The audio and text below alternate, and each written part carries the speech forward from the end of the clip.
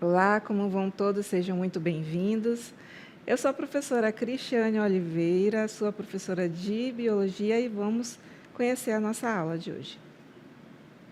Aula de número 32, Objeto de Conhecimento, Darwinismo Social e Discriminação Étnico-Racial, Eugenia, Fake News e Saúde, Mapeamento Genético, Uso indevido de substâncias e reações químicas e nucleares, Ética em Ciências da Natureza, Detalhamento, Mapeamento dos genes nos cromossomos. Então, vamos começar?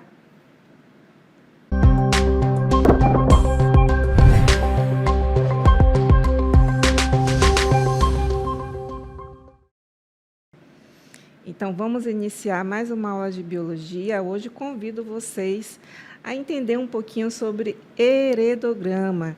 Sim, isso aqui é um recurso, é uma ferramenta para fazer o estudo aí dos descendentes, dos ascendentes, das suas características de raiz genética, né? Então, quero muita atenção de vocês. Essa representação que vocês estão vendo aqui, na base nós temos aí os ancestrais, né, os indivíduos, os anciãos, são as pessoas mais antigas da árvore, que representa aí a ancestralidade, aqueles indivíduos que vão gerar os outros dentro de uma determinada família. Por isso que também ela é chamada de árvore genealógica, né, essa ferramenta aí, heredograma. E a gente vai aprender na aula de hoje a interpretação e as aplicações dessa importante ferramenta para o estudo da genética. Vamos começar aí com o conceito, né? Conceito básico, aquilo que a gente precisa entender do que é essa ferramenta. O heredograma, ele é uma representação gráfica que mostra a história familiar de uma característica genética ou doença ao longo das gerações. Então, esse aí é o conceito de heredograma. Ele é amplamente utilizado em genética médica, biologia e aconselhamento genético para analisar padrões de herança, do tipo dominante, recessivo, ligado ao sexo e etc. Então, esses termos aí todos são utilizados quando a gente faz, por exemplo, aqueles ensaios de cruzamento entre indivíduos para determinar uma característica, né, provável de se manifestar aquele gene ou não. Então, essa ferramenta aqui ela vai ser de uso de investigação. Isso mesmo, né? Bem, vamos conhecer alguns símbolos importantes para fazer a interpretação desta ferramenta. A começar, então, utilizam-se símbolos padronizados para representar indivíduos e suas relações. Por exemplo, os quadrados vazios, né, são indivíduos do sexo masculino. Os círculos vazios são indivíduos do sexo feminino. Linhas horizontais, elas vão representar a união entre casais. Linhas verticais vão ser usadas para representar a descendência, que são os filhos. Então, quadrados e círculos sombreados, né, preenchidos, eles vão caracterizar indivíduos afetados pela característica ou doença em estudo. Quando você observar um diamantezinho, significa que o sexo desse indivíduo não é especificado ou é indeterminado. Uma linha tracejada, ela caracteriza indivíduos adotivos ou não biológicos. E número no símbolo indica múltiplos indivíduos, como, por exemplo, gêmeos. Então, fornecemos aí alguns caracteres, né, que são utilizados, os mais utilizados, para fazer a interpretação de um heredograma. Agora, vamos fazer o estudo, né, da construção passo a passo, e lá no finalzinho a gente vai mostrar um exemplo, né, de como você faz uma investigação a partir de um determinado problema. Vamos começar a construção passo a passo. Para montar um heredograma, devemos seguir as seguintes etapas: coletar informações familiares. Isso aqui é muito importante. É uma investigação, né, que pode ser feita por um questionário. O especialista, né, o geneticista, o médico, o biólogo, ele vai coletar informações dos indivíduos para tentar fazer a investigação, né, de uma característica que provavelmente deve estar afetando de forma negativa aquele indivíduo, né, ou aquele casal. Então, listar todos os membros da família, suas relações e quem apresenta a característica estudada é importante. E quando a gente faz a listagem desses membros da família, a gente faz adquirindo informações de gerações ancestrais, né, de pais, de avós, bisavós, para tentar entender se essa característica, por exemplo, ela vai surgir, né, em todas as gerações, ou ela surge e desaparece, né? Aí, já estou dando spoiler, que pode ser uma característica ou de dominância ou de recessividade. Em seguida, nós vamos fazer o desenho das gerações. Então, basicamente, você precisa, para fazer uma investigação, de 3 gerações, mas se você tiver informação de mais, vai ser importante na investigação. A geração número 1, geralmente é aquela que fica no topo da representação do heredograma, né? E ela vai representar os avós ou os ancestrais mais antigos da investigação. Na geração 2, nós temos os filhos da geração 1. E na geração 3, nós temos os netos da geração 1 e assim por diante. Mas, para fazermos investigação, vale ressaltar que, às vezes, você precisa apenas de 3 gerações. Em seguida, né, nós vamos posicionar os indivíduos, que são os casais, né, casais que são ligados por uma linha horizontal, e os filhos, que são representados abaixo, conectados por uma linha vertical. Mas como isso vai ficar, professora? A gente vai já ver o exemplo para mostrar essas posições. A gente só está vendo aqui, em tese, como é que faz a construção do passo a passo desse heredograma. Depois, nós vamos identificar os afetados e portadores, né? Quando você colocou lá os quadradinhos, as bolinhas, e aí você vai sombrear aquele indivíduo, né, que é portador de uma determinada característica. Então, indivíduos não afetados podem ser homozigotos normais ou heterozigotos, no caso de dominância. Lembrando aí que indivíduos homozigotos, eles vão ser representados por aquelas letrinhas, as mesmas que a gente faz o uso quando nós estamos fazendo um cruzamento de indivíduos, por exemplo, aplicando a primeira lei de Mendel, só para relembrá-los.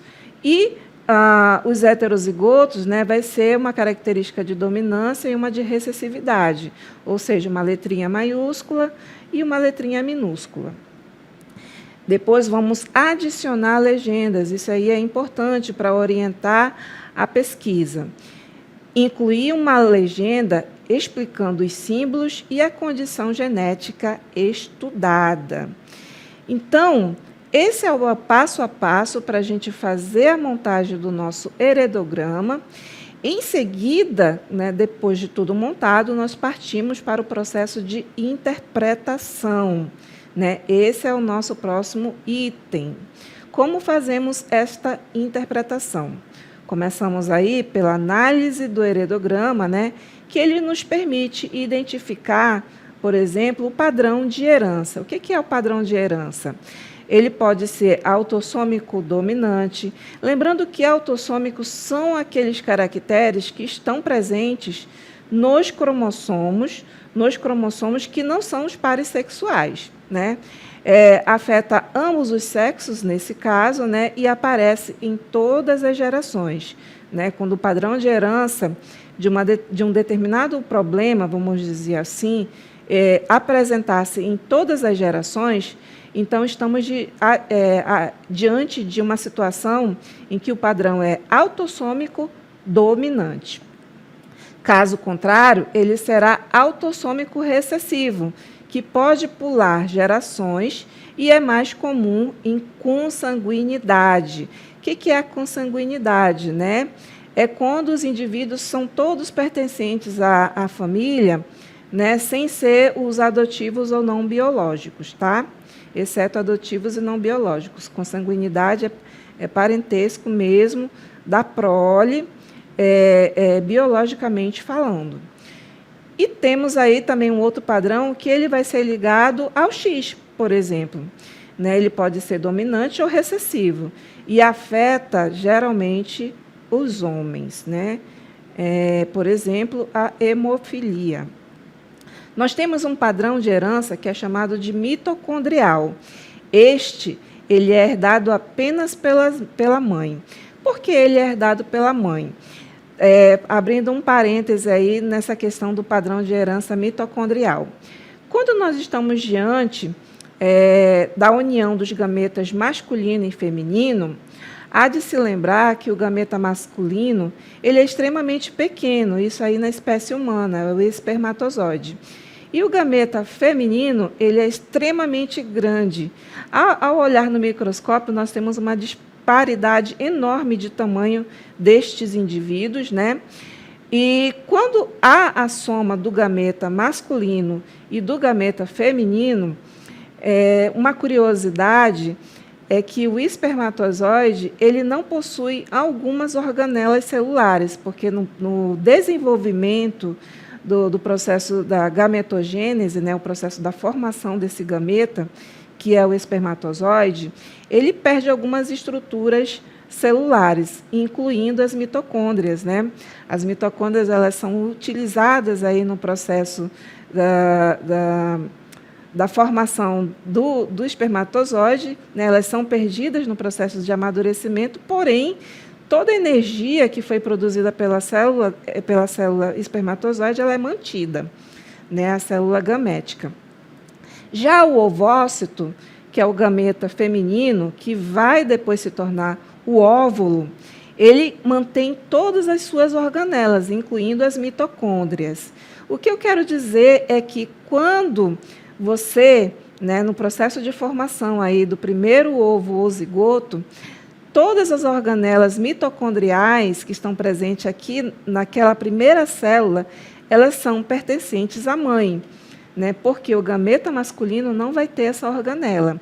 Então, esse padrão mitocondrial, ele é importante quando você quer determinar, por exemplo, o estudo de um indivíduo onde a prole ela recebeu, né, essa informação genética, o DNA mitocondrial, e essa herança só é passada de mãe para os filhos, tá bom? O pai ele não passa essa herança. Só esse adendo aí, né, fechando parêntese, vamos continuar aí a nossa análise de interpretação, né, do heredograma.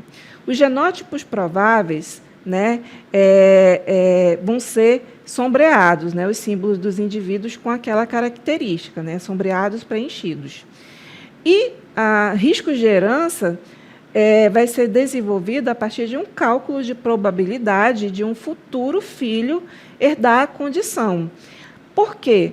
Porque esse aí é um dos objetivos, né, do uso desta ferramenta. Se você carrega essa condição, será que você vai passar aquela condição para o seu filho? Então, o heredograma ele pode responder esta pergunta. E aí a gente vem para a aplicação em estudos, né? Qual é a aplicação desses estudos? Eu falei uma delas, né, investigação de uma determinada característica em gerações futuras. Mas vamos ver as aplicações nas demais ciências. Então, os heredogramas eles são usados em diversas áreas. Nós temos aí a medicina, diagnóstico de doenças hereditárias, como, por exemplo, a fibrose cística.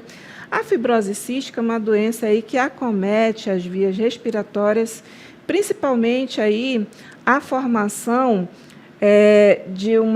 vamos dizer assim, de uma película, né, de uma membrana dentro do pulmão, né, dentro da estrutura orgânica, né, que é o pulmão. A anemia falciforme, ela vai ser uma outra condição relacionada aí às hemácias, né, a estrutura da forma das hemácias. Mas também o uso do heredograma, né, na medicina pode ser também feito a partir de aconselhamentos genéticos para casais, que foi aquele caso que eu citei anteriormente, né? Se o casal ele já apresenta nos seus ancestrais uma determinada característica que eles já perceberam que são passadas para alguns grupos familiares, eles vão ter interesse em saber se os seus filhos também herdarão este problema, né? Esta condição que afeta aí alguns indivíduos da sua família. Então, mais uma vez, é importante você entender e saber informações dos seus ancestrais e essas características. E listar. O médico ele vai fazer essa entrevista justamente para saber essa condição e depois investigar para saber se o casal vai poder ter filhos normais, saudáveis, ou vão apresentar alguma condição negativa, né, nesse caso aí.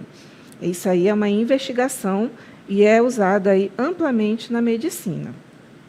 Mas também utilizamos o heredograma na biologia evolutiva. Nesse caso, é para fazer o estudo de traços hereditários em populações, tá bom? A gente está utilizando muito aqui a espécie humana como exemplo, mas a biologia evolutiva ela também estuda outras espécies, né? Do reino animal, do reino vegetal. E, por falar nisso, né, quando uma das áreas da biologia ela investiga para um determinado objetivo, como, por exemplo, para melhoramento genético.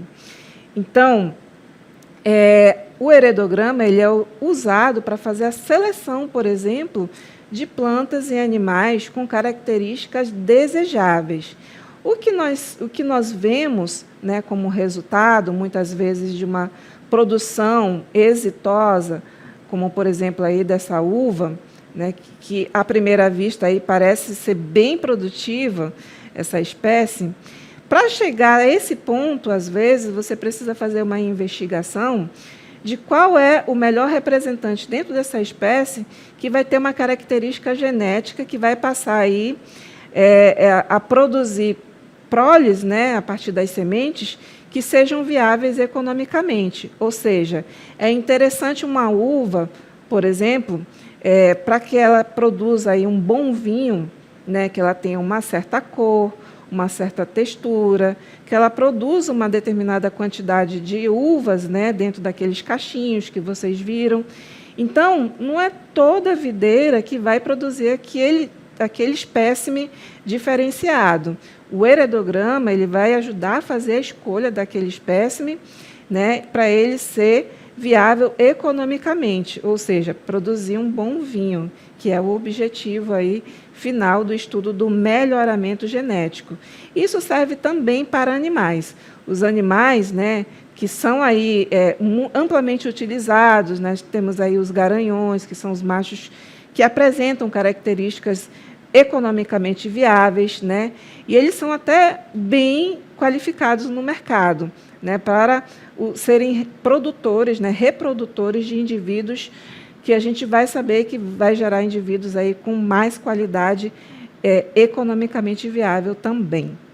Né? Então, o melhoramento genético é muito utilizado dentro da agropecuária.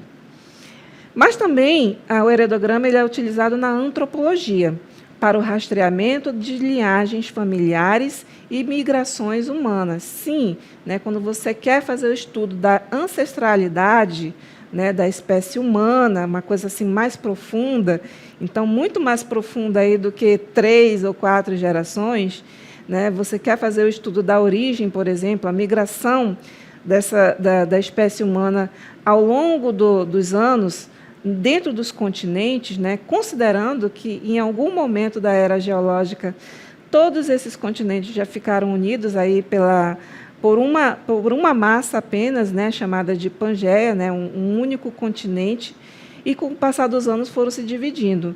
A grande questão é como é que ocorreu a migração da espécie humana. Então, a antropologia ela vai fazer o uso do heredograma para fazer essa investigação. Agora, eu convido vocês a fazer um exemplo comigo do passo a passo de tudo que a gente viu aí da construção, da interpretação, para a gente aprender a aplicar, né, esses conceitos sobre o heredograma. Nós faremos um estudo de um padrão autossômico recessivo, quer dizer que essa condição que nós veremos, ela está ligada a uma condição recessiva, ou seja, ela vai pular gerações. Ela já não vai aparecer em todas as gerações, tá bom? Já estou dando aí um spoiler para vocês de como vai ser o nosso heredograma. E qual é a investigação que nós vamos fazer? Vamos fazer a investigação da fibrose cística. Isso mesmo. Como eu falei para vocês, né, ela é uma doença que acomete aí o sistema respiratório, né, uma doença genética autossômica recessiva. Isso significa que uma pessoa só manifesta a doença se herdar as duas cópias do alelo recessivo, né, da letrinha minúscula lá naquele cruzamento que a gente vê aplicando aí a primeira lei de Mendel, né? Uma de cada pai, ou seja, uma do pai e uma da mãe, porque a gente vai ver esse exemplo aí na espécie humana. Qual é o problema? Vamos analisar o seguinte problema, que envolve uma família com casos de fibrose cística. O contexto desse problema: uma família apresenta casos de fibrose cística, que é uma doença recessiva autossômica ou autossômica recessiva, a ordem aí não vai mudar, o entendimento dela. O heredograma, ele mostra 3 gerações e alguns indivíduos que são afetados. Qual é esse heredograma, professora? A gente vai ver ele agora.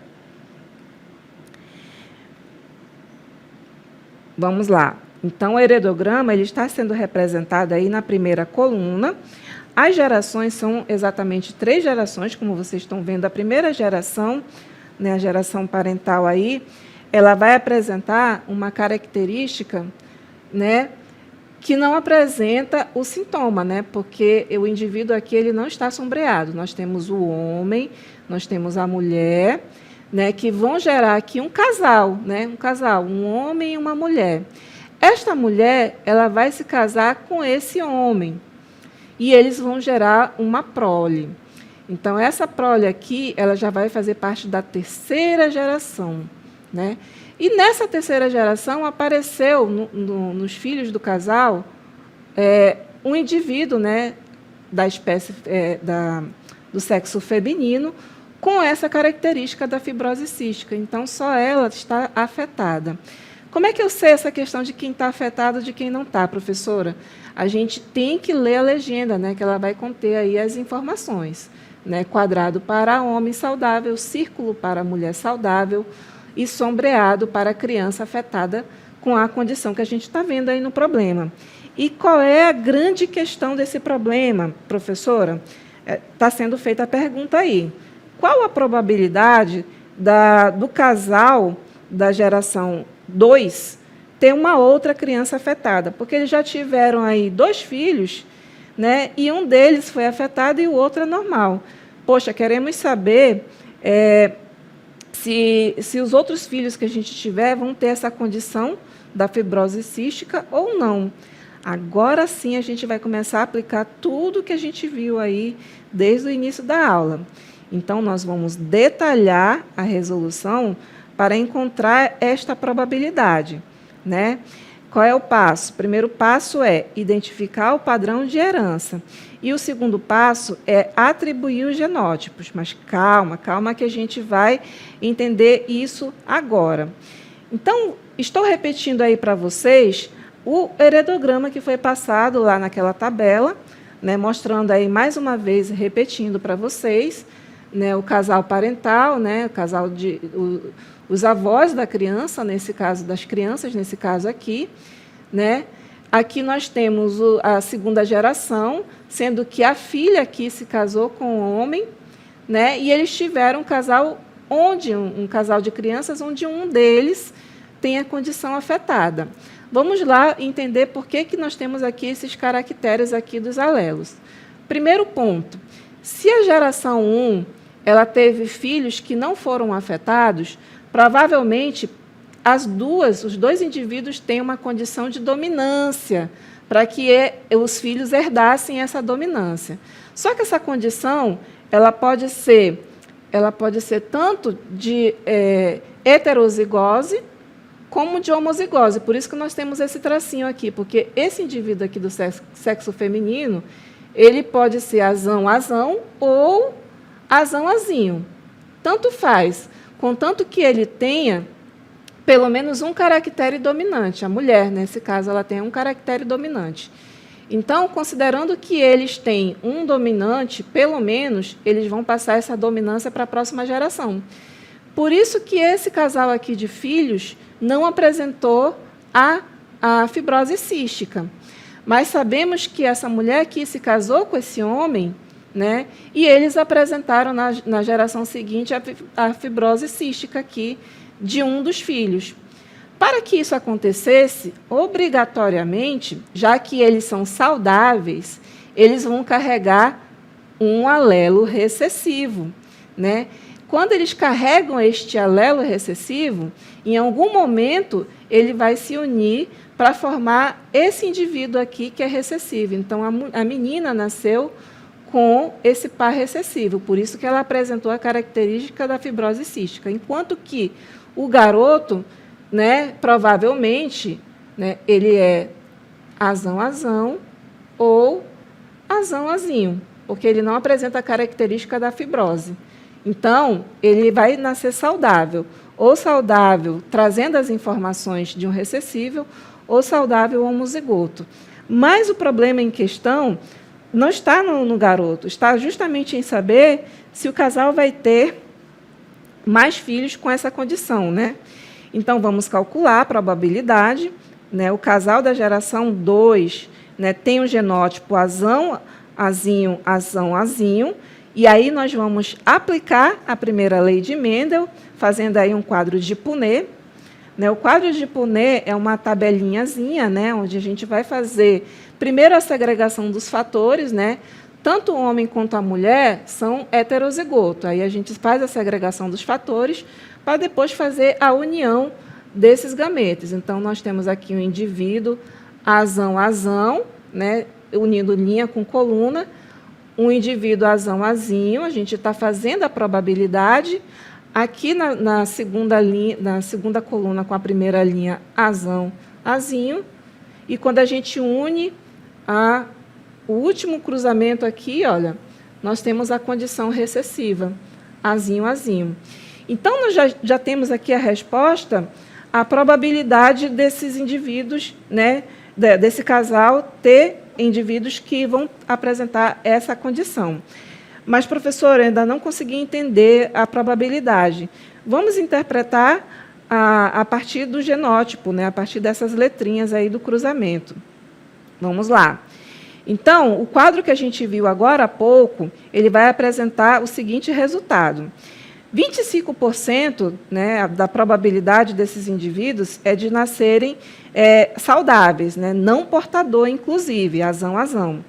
50% de nascer ainda saudável, porém portador, porque ele vai ser azão-azinho.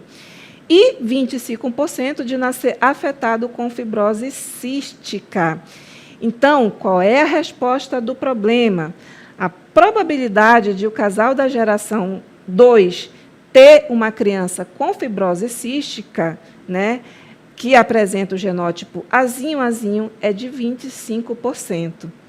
Então, notem aí que a gente fez aí uma agregação de muitos conhecimentos para fazer o estudo do heredograma, né?